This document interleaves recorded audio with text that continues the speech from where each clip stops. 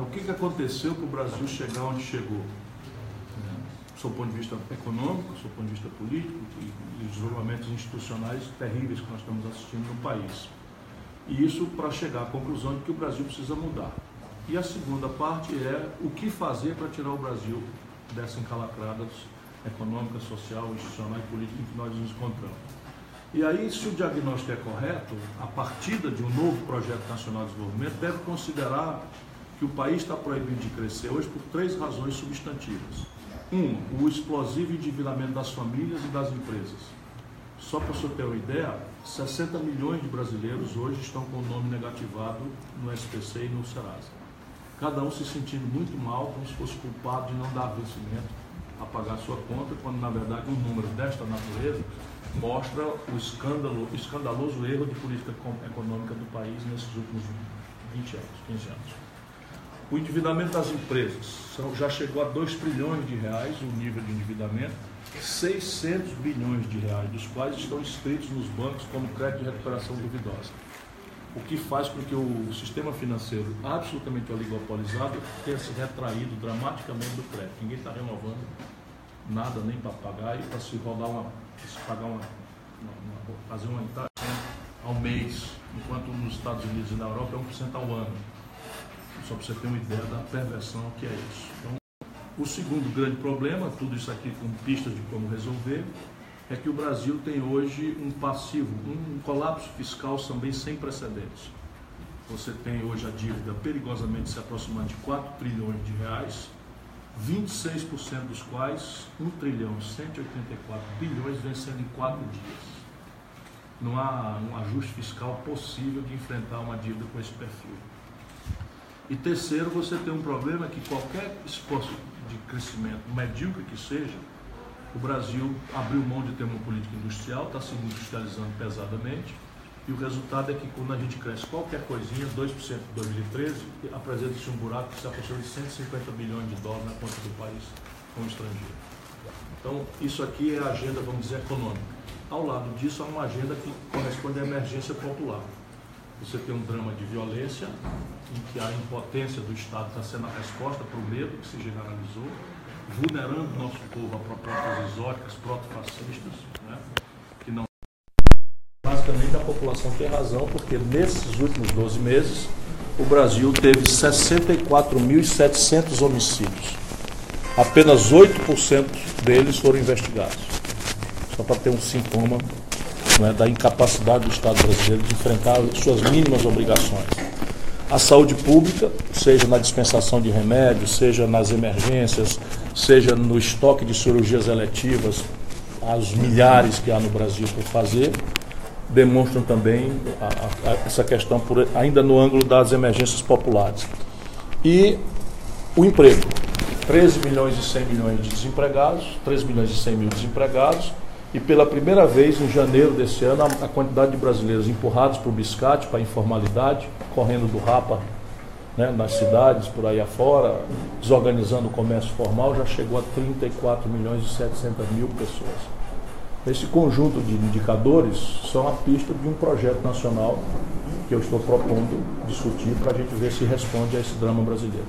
Em relação a Santa Catarina, o Estado é um grande exportador de carne, né, principalmente para a União Europeia. Como é que o senhor avalia a economia catarinense?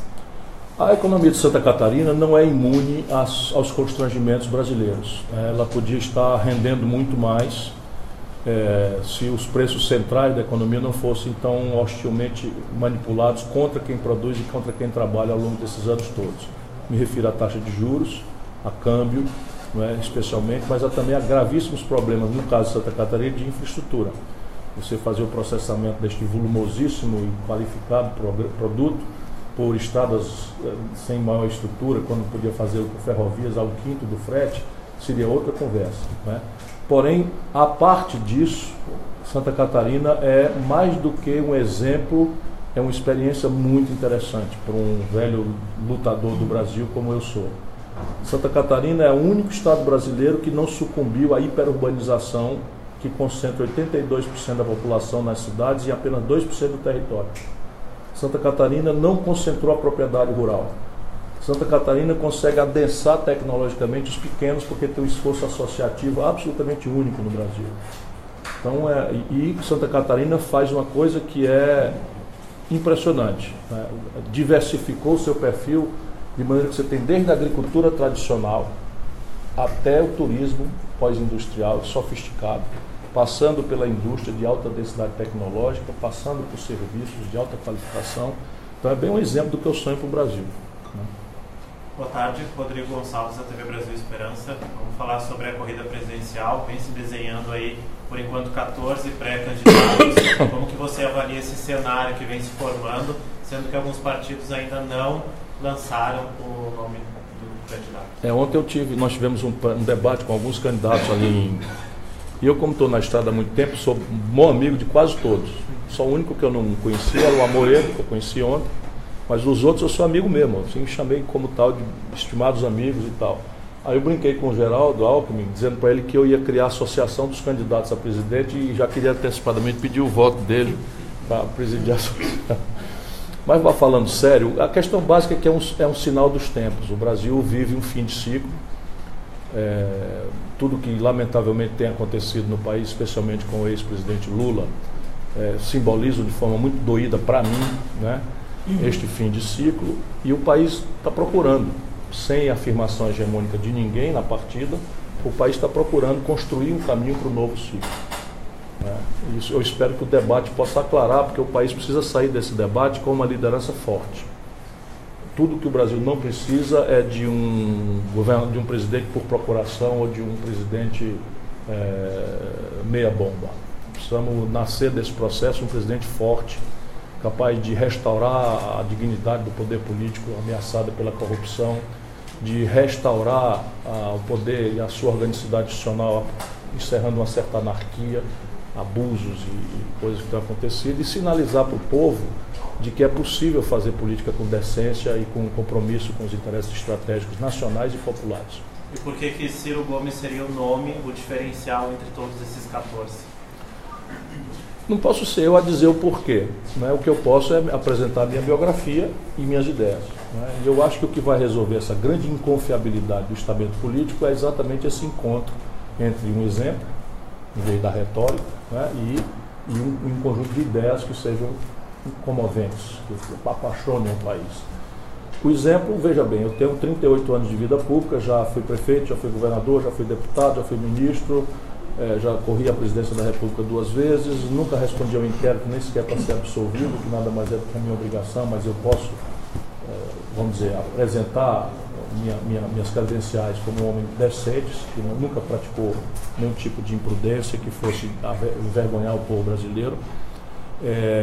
Saí muito bem avaliado, o melhor avaliado nas experiências todas que passei, e basicamente me comove a ideia que é o trabalhismo, cuja história tem uma memória muito importante para o Brasil, seja na industrialização, seja na criação da rede de proteção dos trabalhadores, enfim, agora toca a mim, né, sinalizar o trabalhismo do terceiro milênio. E são muito vivas as lições, sob o ponto de vista de desenvolvimento, sob o ponto de vista da questão nacional, sob o ponto de vista do enfrentamento da pobreza e da miséria. E eu estou formulando, em audiência toda a melhor inteligência do Brasil, essa ideia. Quem sabe não será a mim que toca essa honrosa tarefa.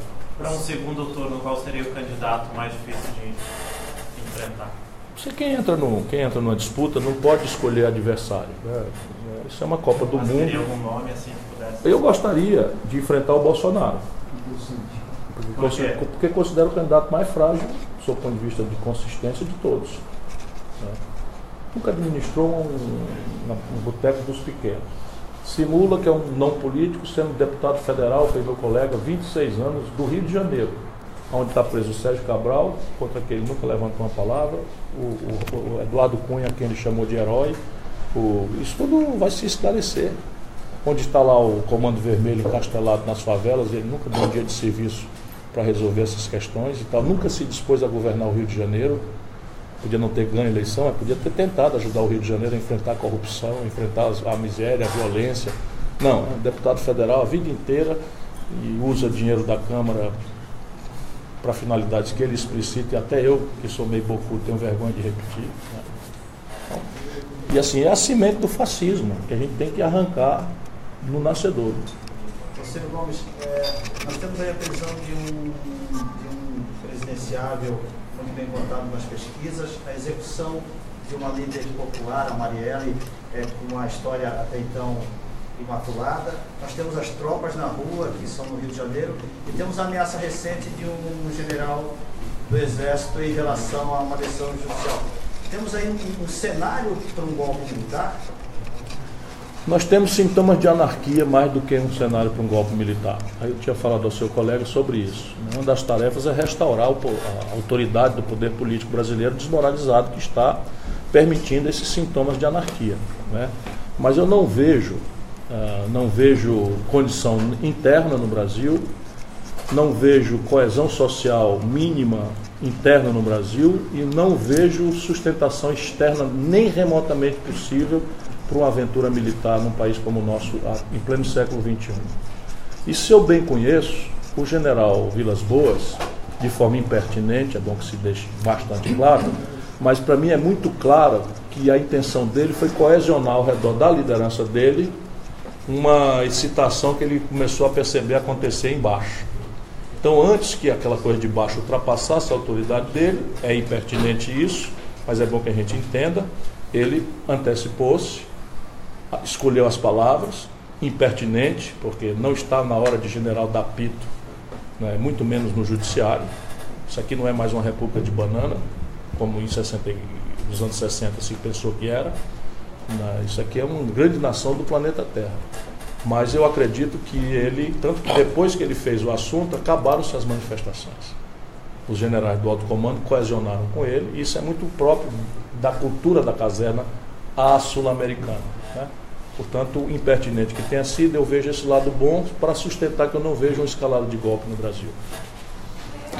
Gentileza, Ciro Gomes Solierge, do Jornal Litoral aqui da nossa região. O senhor foi professor universitário. Não seria nessa linha da educação a gente começar a fomentar e trabalhar uma melhoria na questão do professor, para a gente trabalhar na criança a consciência de uma melhoria? Sem dúvida. As emergências populares são trágicas, porque nós estamos falando de milhões de desempregados, de medo, de violência, de maus tratos na saúde. Então as emergências populares são, né, corrupção, e quase que se vai esquecendo que de fato emancipará, né, eu espero que mais cedo do que mais tarde, a nação brasileira, que é uma revolução educacional que dê ao filho do pobre uma escola emancipadora, crítica, que prepare ele para as artes da vida do terceiro milênio. E eu vou fazer essa agenda acontecer, ainda que a marketagem considere... Por quê? Porque nós temos uma vivência no Ceará, que é um dos estados mais pobres do Brasil, muito comovente. É assim, 77 das 100 melhores escolas básicas do Brasil pelo IDEB estão no Ceará. Não é brinquedo isso. O melhor IDEB do país é a minha cidade, lá no interior, no meio do semiárido do sertão do Nordeste, Sobral, tem o melhor IDEB do Brasil. E assim, muda radicalmente a condição das pessoas esta ferramenta. E ali, como sabe, um estado muito pobre não são fortunas. Nós não temos disponibilidade de grandes fortunas. Foi um conjunto de valores. Claro que nós melhoramos o salário dos professores. No meu governo eu já comecei a rivalizar com o salário da iniciativa privada. Minha obsessão, e acabei cumprindo. Os salários da rede pública passaram os salários da rede privada no estado do Ceará. E agora nós temos uma escola de nível médio que tem cota para rico.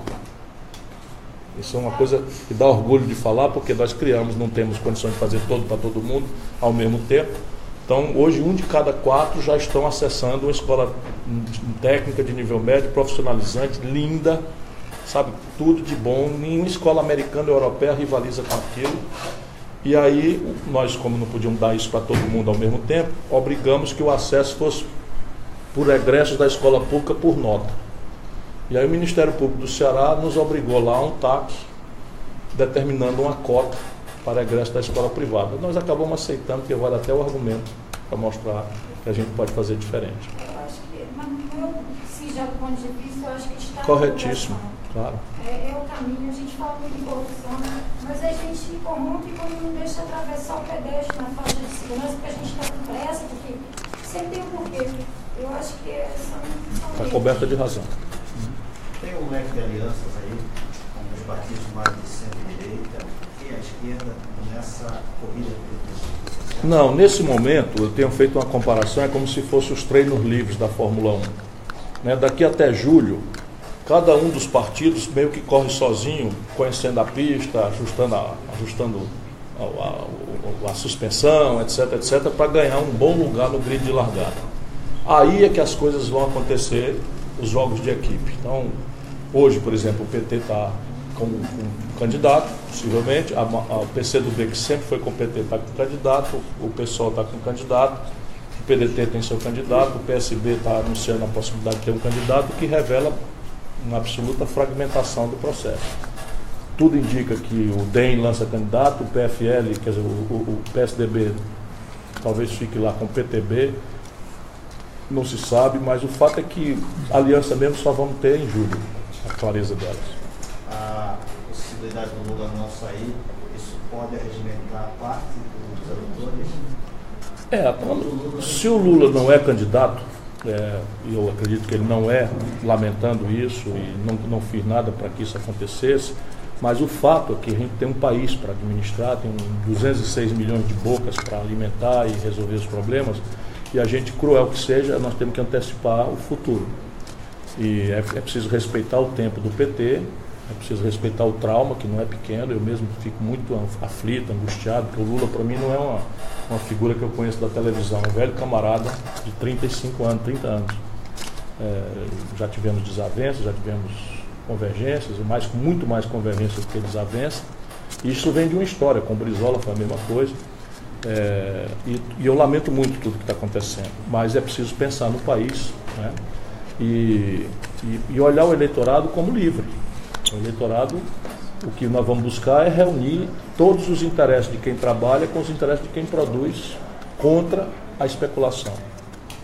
O agiota que está infernizando a vida nacional. Boa tarde, senhor.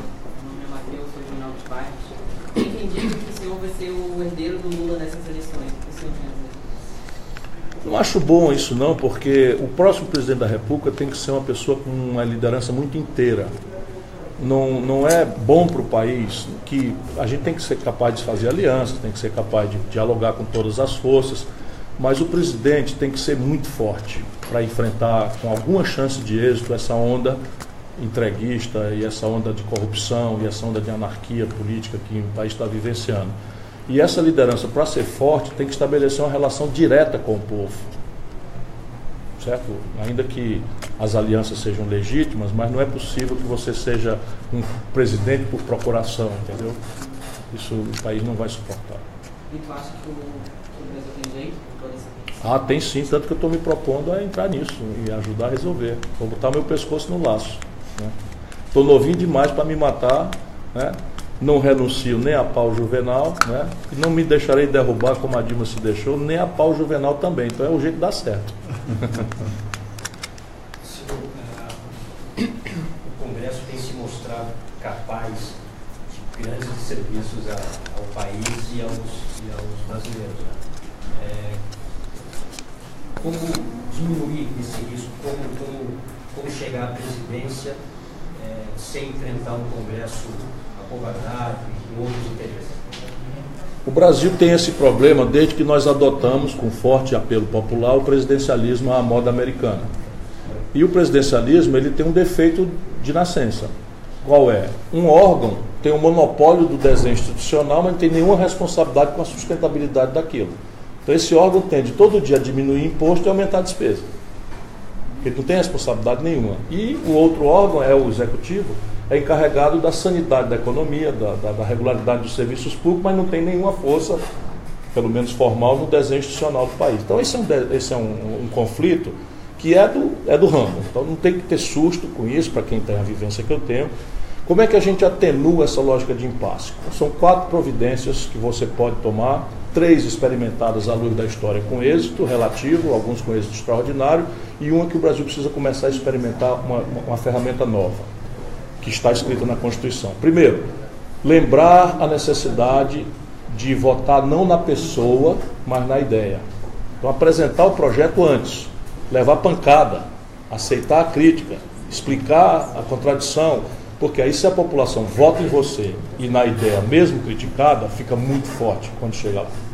Segundo, 100% dos presidentes brasileiros, do general Dutra para cá, se elegeram com minorias relativas no Congresso. E 100% deles tiveram poderes imperiais entre os 6 primeiros meses a 1 ano. É inorgânica, é difuso, é pouco operacional, mas fizeram o que bem quiseram entender nos 6 primeiros meses ao ano. Portanto, o tempo da reforma são os primeiros 6 meses. Terceiro, negociar. Só que não negociar tentando subornar atomicamente deputado, isso, aquilo, loteando o governo, que já mostrou que é fracasso do Fernando Henrique e do experimento Dilma, né? Lula-Dilma. Né? Então, agora, qual é a grande chance que nós temos? É no lado bom da coisa ruim. O Brasil está tão quebrado que o Pacto Federativo foi rasgado.